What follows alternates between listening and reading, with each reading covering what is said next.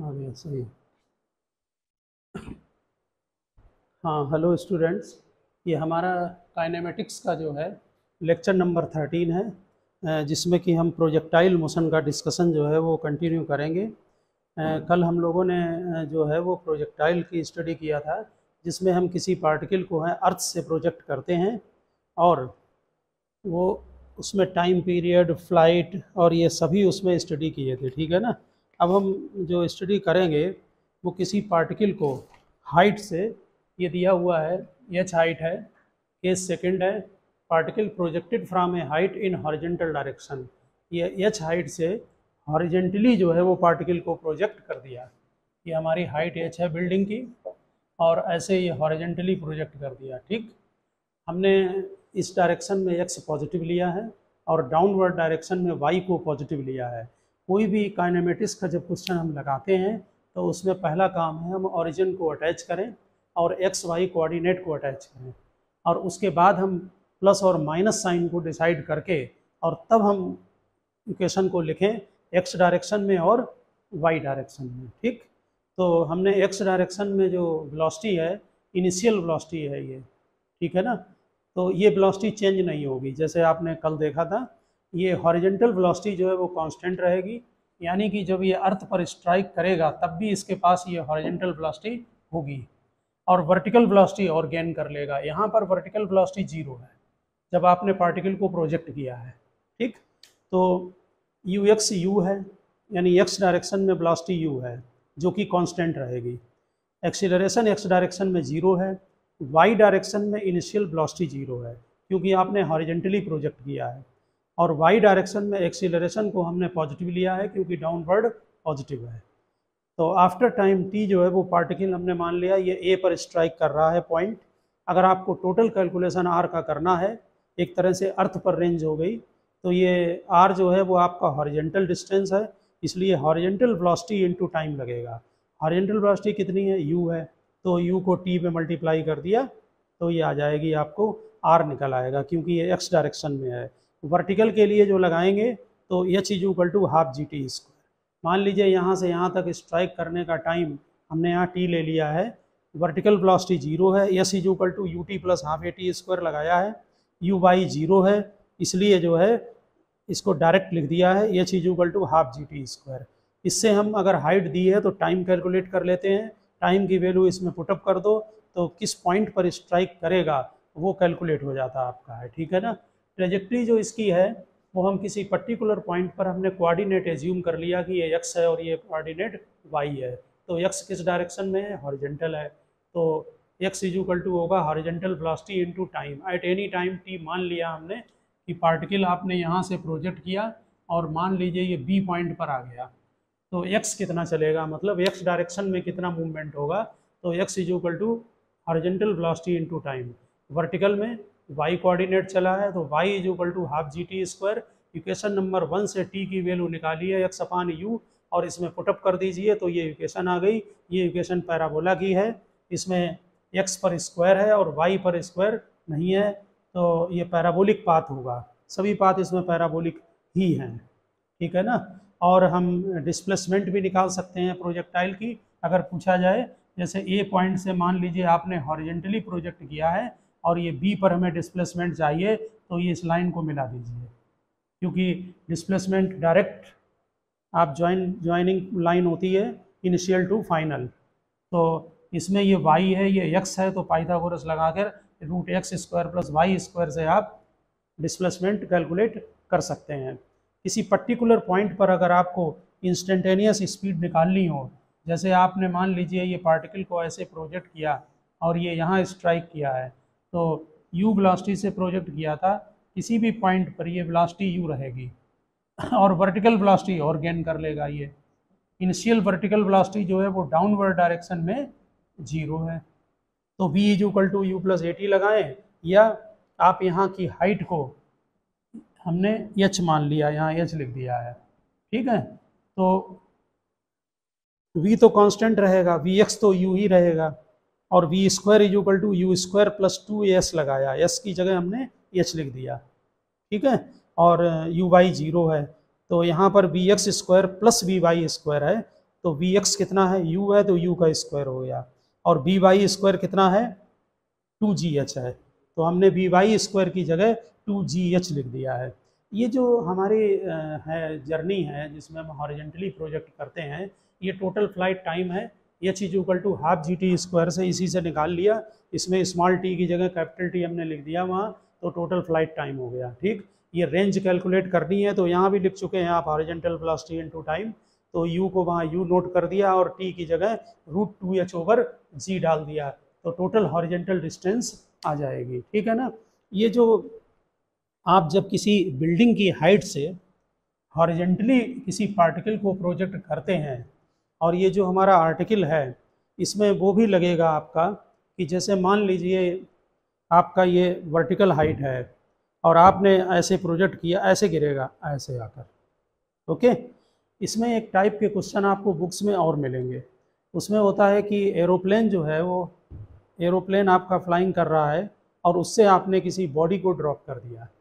तो ज़रा यहाँ पर देखें, जैसे मान लीजिए आपका एरोप्लेन जो है वो ऐसे हॉरिजेंटली जा रहा है, क्वेश्चन में नहीं लिखते हैं हॉरिजेंटली लिखा हुआ है, तो एरोप्लेन इज़ फ्लाइंग लिखा हुआ है तो मान लें कि हॉरिजेंटल जा रहा है, एरोप्लेन ऐसे हॉरिजेंटल जा रहा है। मान लीजिए यहाँ पर आपने पार्टिकल को ड्रॉप कर दिया, तो जो पार्टिकल ड्रॉप करेंगे वो इसकी हॉरिजेंटल वेलोसिटी को गेन कर लेगा, क्योंकि हमने आपको बताया है कि जब भी किसी सिस्टम से किसी पार्टिकल को ड्रॉप करते हैं तो वो पार्टिकल उस सिस्टम की वेलोसिटी को गेन कर लेता है, वेलोसिटी को यानी मैग्नीट्यूड और डायरेक्शन दोनों। ठीक है ना, और वो बॉडी अपना अलग जाएगी और वो पार्टिकल जो है वो इनिशियल वेलोसिटी को गेन करके फिर मूव करेगा स्पेस में।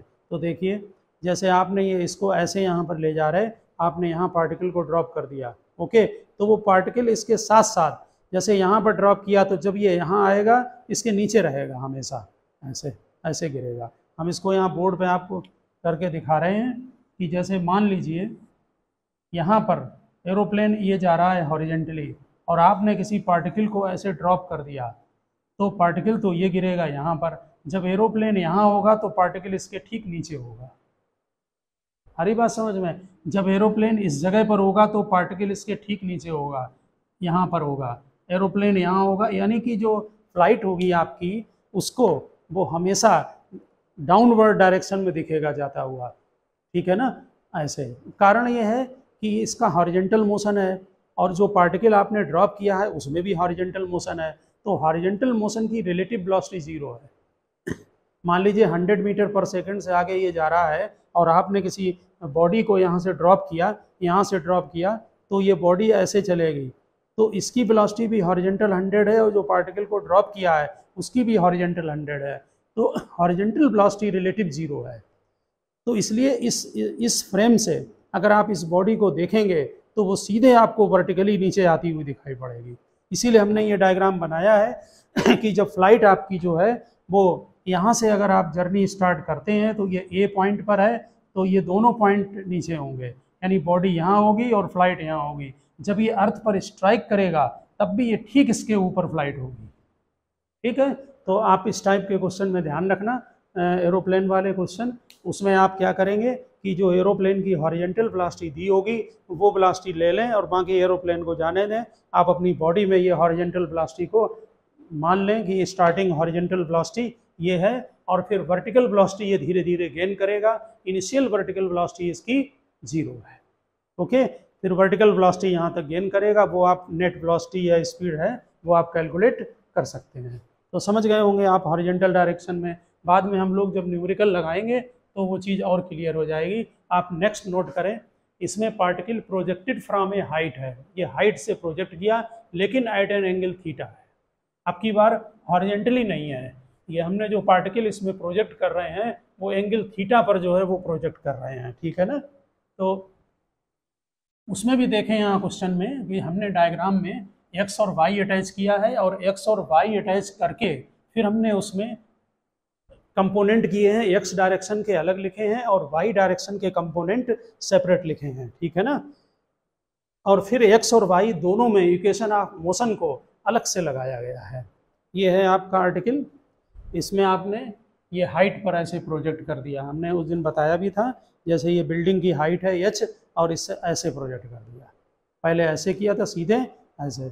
ओके, तो यहाँ पर क्या हुआ, ये u वेलोसिटी से प्रोजेक्ट कर दिया, बिल्डिंग की हाइट h है, इसमें भी हमने x और y पहले अटैच करें, कोऑर्डिनेट लगाएं, ओरिजिन लगाएं, ठीक है ना, ये ओरिजिन यहाँ लगाया, अपवर्ड को पॉजिटिव ले लिया, डाउन और डाउनवर्ड को नेगेटिव ले लिया, x डायरेक्शन राइट को पॉजिटिव है, ठीक। अब सेम थ्योरी है, x डायरेक्शन में कंपोनेंट करें तो u का कंपोनेंट x डायरेक्शन में u cos theta, ax 0, u cos theta journey का कांस्टेंट रहेगा, वो वेरी नहीं करेगा पूरी जर्नी में, ठीक है ना।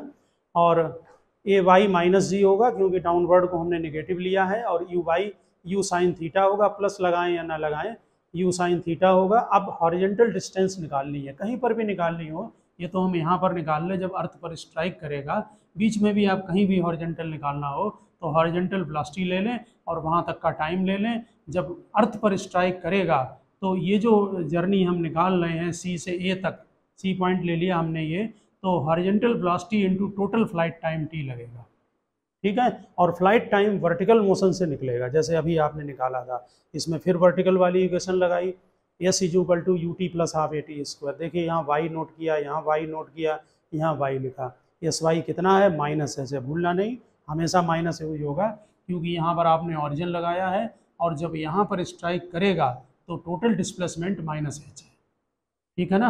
आप जर्नी को ब्रेक करके भी कर सकते हैं, यानी कि हाईएस्ट पॉइंट पर जाने का टाइम, फिर वर्टिकल वेलोसिटी को जीरो लेकर, जिन्होंने वो न्यूमेरिकल लगाए हैं काइनेमेटिक्स में, हमने जो वर्टिकल वाले न्यूमेरिकल दिए थे, वो इस बात को समझ गए होंगे कि यहाँ हाईएस्ट पॉइंट पर वर्टिकल वेलोसिटी जीरो हो जाएगी, और उसके बाद अलग अलग भी लगा सकते हैं, लेकिन अगर आप डायरेक्ट लगाएं तो आपके लिए जो है वो आसान सोल्यूशन रहेगा। तो जर्नी ओ से स्टार्ट हुई और ए पर स्ट्राइक किया, total vertical displacement minus H है, नेगेटिव नहीं भूलना, और यू साइन थीटा पॉजिटिव होगा क्योंकि अपवर्ड डायरेक्शन में ये हॉरिजेंटल ये वर्टिकल, ये वाली वेलोसिटी कितनी है यू कॉस थीटा, ये कितनी है यू साइन थीटा, इसलिए यहाँ पर प्लस यू साइन थीटा, और फिर कैपिटल टी ले लिया अगर यहाँ के लिए ले रहे हैं, और minus half G T square, ये क्वाड्रेटिक बनेगी, इसमें आप टी को सॉल्व करें और सॉल्व करके हम इसको कैलकुलेट कर सकते हैं। तो आप समझ गए होंगे कि अगर हम किसी हाइट से जो है वो थीटा एंगल पर पार्टिकल को प्रोजेक्ट करें तो हम इस इक्वेशन को लगाकर क्वेश्चन को सॉल्व करेंगे। ओके, बाद में न्यूमेरिकल में और देखेंगे तो और प्रैक्टिस होगी। हाँ, एक पॉइंट यहाँ पर ध्यान रखना, आपको याद होगा कि जब हम किसी बॉडी को ग्राउंड से प्रोजेक्ट करते थे और पूछते थे कि ये रेंज होती थी, तो यहाँ पर थीटा एंगल पर प्रोजेक्ट किया तो मैक्सिमम रेंज के लिए ग्राउंड पर थीटा 45 था, एट थीटा 45 आर जो था वो मैक्सिमम था, ठीक, ध्यान होगा। लेकिन यहाँ पर आर मैक्सिमम के लिए इजीली नहीं निकलता है, वो सॉल्यूशन काफ़ी लेंदी है, हम उसका रिजल्ट यहाँ लिखना चाहेंगे, वो टिपिकल आपका जो है वो डिफ्रेंशिएशन करना पड़ेगा क्योंकि मैक्सिमा मिनिमा है, ठीक है ना, और काफ़ी लेंदी डेरिवेशन है, वो किसी कॉम्पिटिटिव क्लास में हम देखेंगे। यहाँ पर मैक्सिमम रेंज के लिए जो इक्वेशन बनती है वो tan theta is equal to, हम इक्वेशन लिखते रहे फॉर मैक्सिमम रेंज, ये इसी केस के लिए है जो थर्ड केस है, for maximum range tan theta is equal to U upon root U square plus 2gh,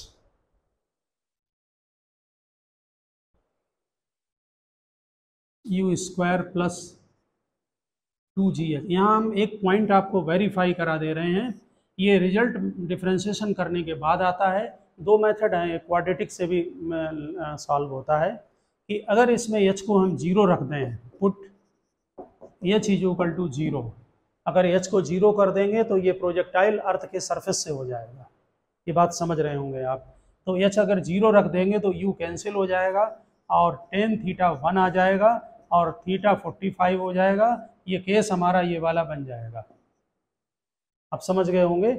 यानी इतना ध्यान रखना कि अगर हम किसी हाइट से किसी बॉडी को प्रोजेक्ट करते हैं तो उसमें जो मैक्सिमम रेंज होती है वो 45 पर नहीं है, वो लेस देन 45 पर आती है।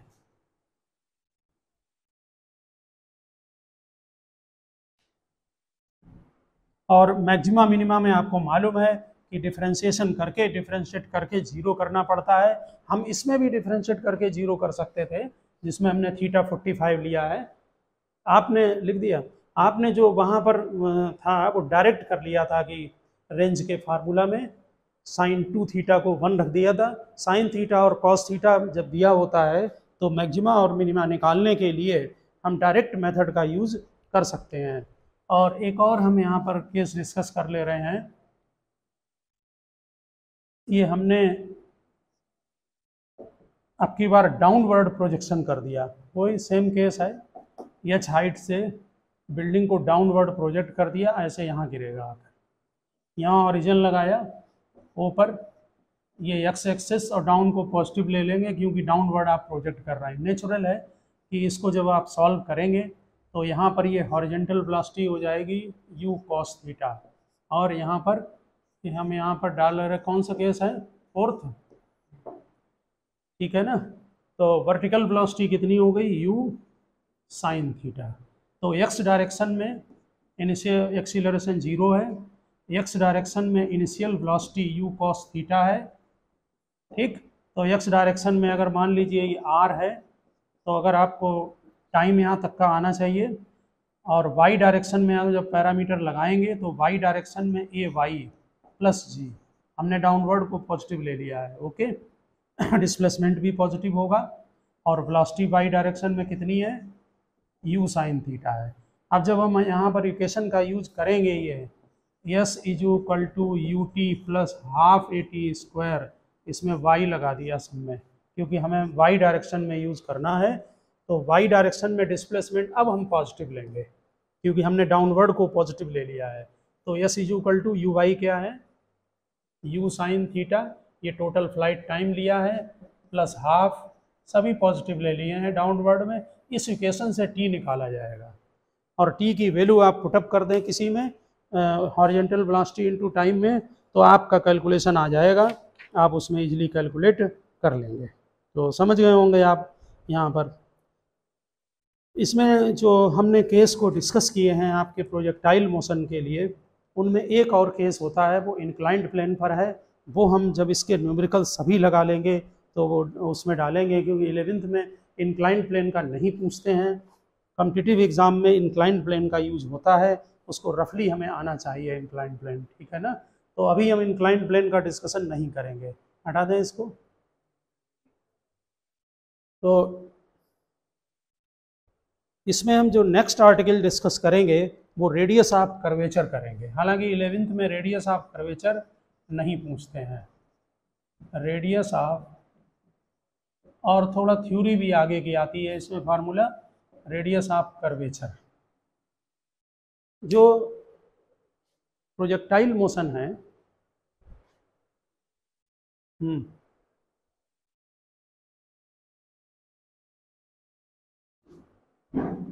नोट कर लें आप लोग इसको। ये केस 4 है, particle projected with velocity u at an angle theta downward direction from horizontal, ठीक है, हटाएं।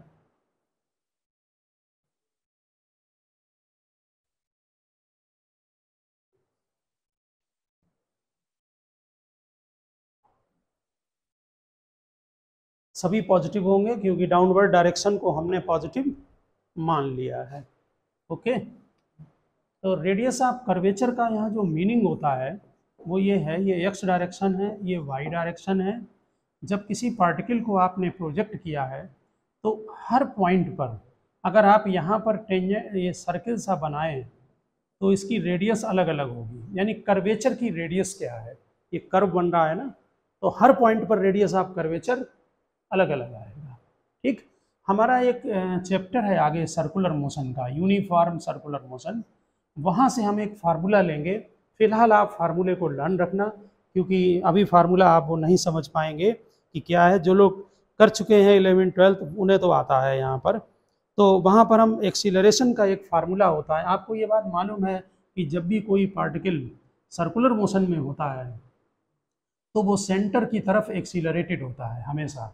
तो सेंटर की तरफ जो एक्सीलरेशन है उसे हम radial acceleration, centripetal acceleration, normal acceleration बोला करते हैं। उसका फार्मूला होता है, यहाँ टेंजेंट वेलोसिटी टेंजेंशियल ले लो और एक्सीलरेशन ये होता सेंटर की तरफ, तो v square by R radius है, ये वहाँ पर एक्सीलरेशन का फार्मूला है। ठीक है, एक्सीलरेशन टूवर्ड्स सेंटर है और ये t हमने टेंजेंट डाल दिया, vt इसके डायरेक्शन में होगा। तो यहाँ से ये फार्म आर रेडियस है सर्किल की, यहाँ ये रेडियस ऑफ कर्वेचर बनेगा। जैसे यहाँ पर आपको बनाना है तो कहीं भी सर्किल बनाने ऐसे टेंजेंट डालते हुए उसका रेडियस आ जाएगा। ठीक है, तो यहीं से रेडियस ऑफ कर्वेचर का फार्मूला बनाया जाता है आर, और ये रेडियस ऑफ कर्वेचर का formula VT square upon A are बनता है। तो हम रेडियस ऑफ कर्वेचर जब निकालेंगे किसी पॉइंट पर तो कुछ बातों का ध्यान रखें कि जैसे मान लीजिए एक सिंपल केस हम ले रहे हैं वाई, फिर हम टिपिकल क्वेश्चन तो बाद में ही देखेंगे, हम हाईएस्ट पॉइंट पर निकालेंगे रेडियस ऑफ कर्वेचर। तो जिस पॉइंट पर आपको रेडियस ऑफ कर्वेचर निकालना है उसमें आप टेंजेंट डालें और टेंजेंट वाली वेलोसिटी लें और उसके ठीक 90 डिग्री पर एक्सीलरेशन लें, ए आर इधर और वी टी यहाँ। आप समझ गए होंगे, हमने इससे मैचिंग कराई है क्योंकि वी टी और ए आर 90 डिग्री पर होने चाहिए। ओके, अब यहाँ पर हम वैल्यू पुटअप कर दे रहे हैं, हम यहाँ radius of curvature at highest point निकाल रहे हैं। Radius of curvature at highest point, बहुत जगह आप निकाल सकते हैं, इनिशियल पोजीशन में भी निकलता है। ठीक, वो भी बता देंगे, हम दो केस चलो बता दे रहे हैं। Radius of curvature at highest point, highest point पर टेंजेंशियल वेलोसिटी कितनी होती है, आप लोग जरा अपने माइंड में स्ट्राइक करें, u cos थीटा, और एक्सीलरेशन तो ड्यू टू ग्रेविटी हमेशा डाउनवर्ड होता है, इसलिए जो एक्सीलरेशन होगा यहाँ पर ए आर वो g होगा। तो radius of curvature highest point पर फार्मूला में वैल्यू पुटअप कर दें, u square cos square theta upon g, ये बनेगा, इससे निकल आएगा रेडियस आपका। ठीक है ना।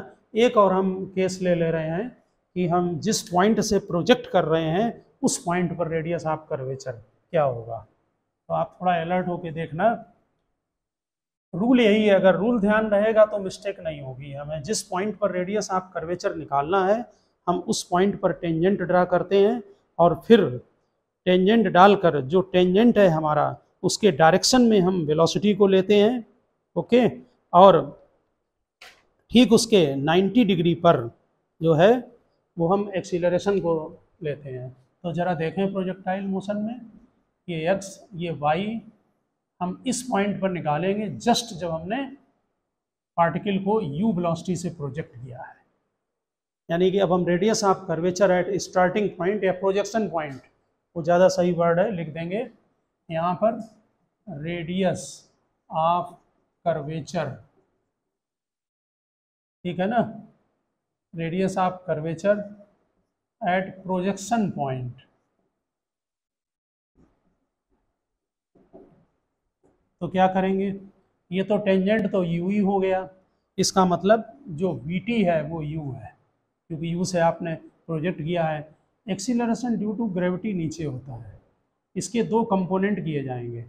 एक कंपोनेंट जो है ये एंगल थीटा है, आपको मालूम है ये एंगल थीटा होता है, एक कंपोनेंट इसके डायरेक्शन में और एक कंपोनेंट इसके 90 पर। आप समझ गए होंगे मेरी बात को, ये थीटा है, ये 90 पर है, तो ये 90 माइनस थीटा और ये थीटा बन गया। ओके, और ये हमारा प्रोजेक्शन पॉइंट ओ है, ये हमने थीटा लिखा है। यहाँ क्या बनेगा कंपोनेंट, जी कॉस थीटा। यहाँ क्या बनेगा, कौन सा कंपोनेंट डाला जाए रेडियस ऑफ कर्वेचर में, ठीक 90 वाला, इसका मतलब जी कॉस थीटा कंपोनेंट डाला जाए। तो ये जब प्रोजेक्शन पॉइंट है वहाँ पर जो रेडियस ऑफ कर्वेचर है फार्मूला है V T square upon A R, तो U square upon G cos theta, ये बन गया। समझ गए होंगे आप अच्छी तरह से रेडियस ऑफ कर्वेचर को।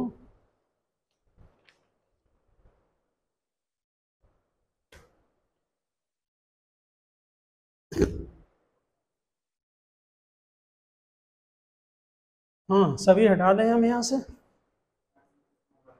लास्ट वाला ठीक है, डायग्राम वो हमने स्टार्टिंग पॉइंट से लिया है, बना लिया ना, बस ठीक है। एक हाईएस्ट पॉइंट पर बीच में भी निकल सकता है, उसके लिए जी के कंपोनेंट करने पड़ेंगे, वेलोसिटी मालूम होनी चाहिए टेंजेंशियल वाली, और फिर उससे हम कैलकुलेट कर सकते हैं, ठीक है ना। तो हमने बेसिक प्रोजेक्टाइल्स में अगर बीच में कोई थ्योरी का पॉइंट आता है तो हम नोट करेंगे। हमने काफ़ी चीज़ें आपको करा दी हैं। यहाँ पर आप देखें, इसमें एक क्वेश्चन हम कराएंगे। इसमें ये क्वेश्चन जो है, इसमें वेक्टर फॉर्म में क्वेश्चन दिया गया है। इसमें आपको वेलोसिटी दी हुई है, आपकी इनिशियल वेलोसिटी है 2i + 3j, ये गिवन है 2i + 3j, और एक्सीलरेशन गिवन है, नेट एक्सीलरेशन है ना कि ax है। एक्सीलरेशन आपको यहाँ पर गिवन है 0.2i + 0.3j, 0.2i + 0.3j। यहाँ वेलोसिटी कैलकुलेट करनी है। आफ्टर कैलकुलेट वेलोसिटी, ये क्वेश्चन एक बार उसमें मेंस में आ रखा है। तो इसमें देखिए, ये क्वेश्चन जो है ये इसलिए दिया गया कि आप ये बात को समझ लें कि जो हमारी इक्वेशन काइनेमेटिक्स की होती हैं वो वेक्टर इक्वेशन है स्ट्रिक्टली, इसलिए हम उनका डायरेक्ट यूज जो है वो कर सकते हैं। वैसे ये वेलोसिटी अगर आप ध्यान दें, इसमें x कंपोनेंट भी है और y कंपोनेंट है, और दोनों डायरेक्शन में एक्सीलरेशन है। x में भी, प्रोजेक्टाइल में तो एक डायरेक्शन में एक्सीलरेशन नहीं होता है x में, केवल y में अंडर ग्रेविटी लगता है। आप अगर चाहें तो सेपरेट सॉल्व कर सकते हैं, ux अलग निकालें, ax अलग निकालें, uy लें और ay लें, और फिर हम जब वेलोसिटी हो या डिस्प्लेसमेंट हो, जो भी कैलकुलेशन करना है, आपको ये वाली इक्वेशन मालूम है कि v = u + at, अगर हम वेक्टर फॉर्म लगाते हैं तो हमें डायरेक्ट रिजल्ट मिलेगा। तो लगा दें जरा, बहुत आसान क्वेश्चन है, केवल इतनी बात समझनी है कि इक्वेशन हमारी वेक्टर फॉर्म में है।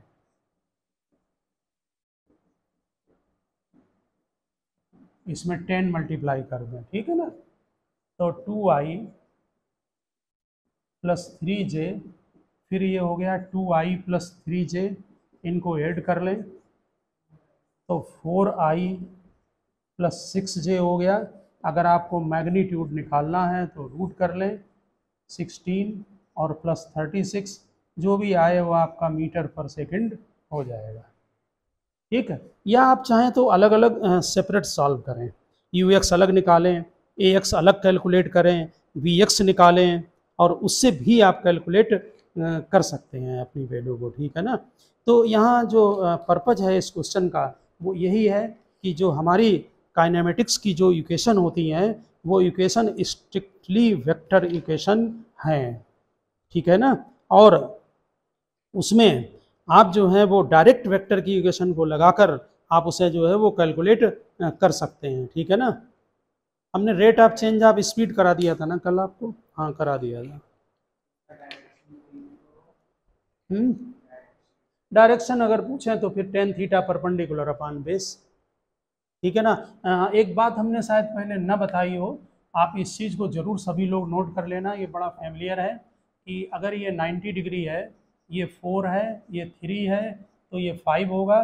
तो ये जो एंगल होता है, अगर tan थीटा लगाएं तो ये 4/3 आता है, और ये 1 से ज़्यादा है तो ध्यान रखना 45 से ज़्यादा होगा।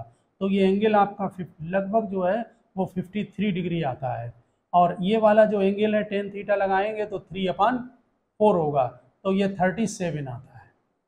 ये रफली है, अप्रॉक्सीमेट है, आंसर में आप इसका यूज कर सकते हैं, ठीक है ना।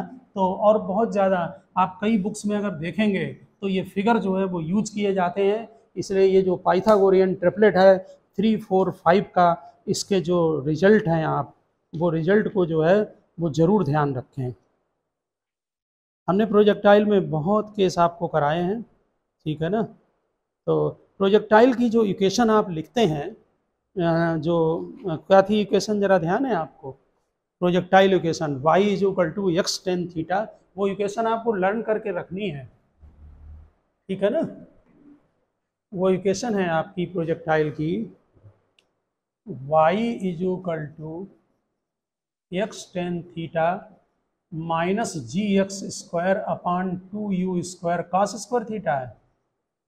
चेक करें आप इक्वेशन को, यही है minus 2x square twice U square cos square theta, ठीक है ना। ये ट्रेजेक्ट्री की इक्वेशन है, y वर्सेस x रिलेशन है। ट्रेजेक्ट्री का जो मीनिंग आप समझ गए होंगे, ये पाथ है, ठीक है। इसका जो स्लोप है वो ये स्लोप होगा ना, ये यहाँ स्लोप कितना है 0। पहले स्लोप क्या हो रहा है धीरे धीरे, यहाँ स्लोप देखिए ये है और यहाँ पर स्लोप 0 है, तो स्लोप डिक्रीज हो रहा है, फिर स्लोप ये निगेटिव भी हो जाएगा ना, इंक्रीज होगा। तो इसका स्लोप क्या होगा D Y by D X, क्या बनेगा विद रिस्पेक्ट टू एक्स करेंगे, इसका 1 हो जाएगा, माइनस यहाँ 2x आएगा, तो 2 कैंसिल हो जाएंगे, हम लिख नहीं रहे हैं इतना डिफ्रेंसिएशन। स्ट्रिक्ट ये बात है कि जो लोग काइनेमेटिक्स को करें वो मैथमेटिक्स के लेक्चर को जरूर देख लें, जिनको मैथ नहीं आती है, अदरवाइज उन्हें प्रॉब्लम क्रिएट होगी। एक्स स्क्वायर का डिफ्रेंसिएशन 2x, तो 2 कैंसिल हो जाएगा, यहाँ u स्क्वायर आया, यहाँ कॉस स्क्वायर थीटा आया, सभी पैरामीटर अदर कांस्टेंट हैं। हम यहाँ पर स्लोप वर्सेस x का ग्राफ प्लॉट करना चाह रहे हैं, कैसा होगा बोलो, D Y by D X versus x.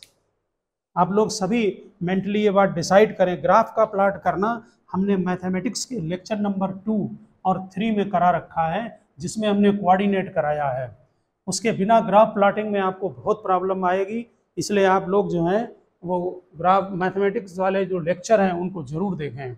यहाँ पर बताएं ज़रा, देखिए हमने बताया था कि इसकी जगह y लिखो और इक्वेशन बनाओ, ठीक, ये कांस्टेंट है, माइनस बाकी स्लोप ले लो, ठीक, ये स्ट्रेट लाइन बनेगी क्योंकि D Y by D X जो है वो y एक्सिस पर है। हम यहाँ सब बड़ा सा बना रहे हैं, यहाँ देखें ये है D Y by D X और वर्सेस एक्स, ओके।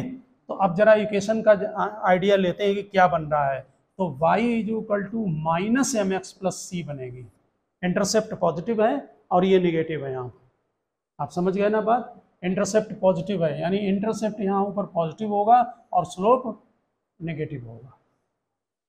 एक पर्टिकुलर पॉइंट होगा जहाँ पर स्लोप 0 है, कहाँ था हाईएस्ट पॉइंट पर, तो y कोऑर्डिनेट 0, हम इसकी जगह y कोऑर्डिनेट लेंगे। हमने y इसलिए लिख दिया आपको इक्वेशन समझ में आ जाए कोऑर्डिनेट की कौन सी इक्वेशन है, लेकिन ये y नहीं है, यहाँ D Y by D X है, समझ गए ना।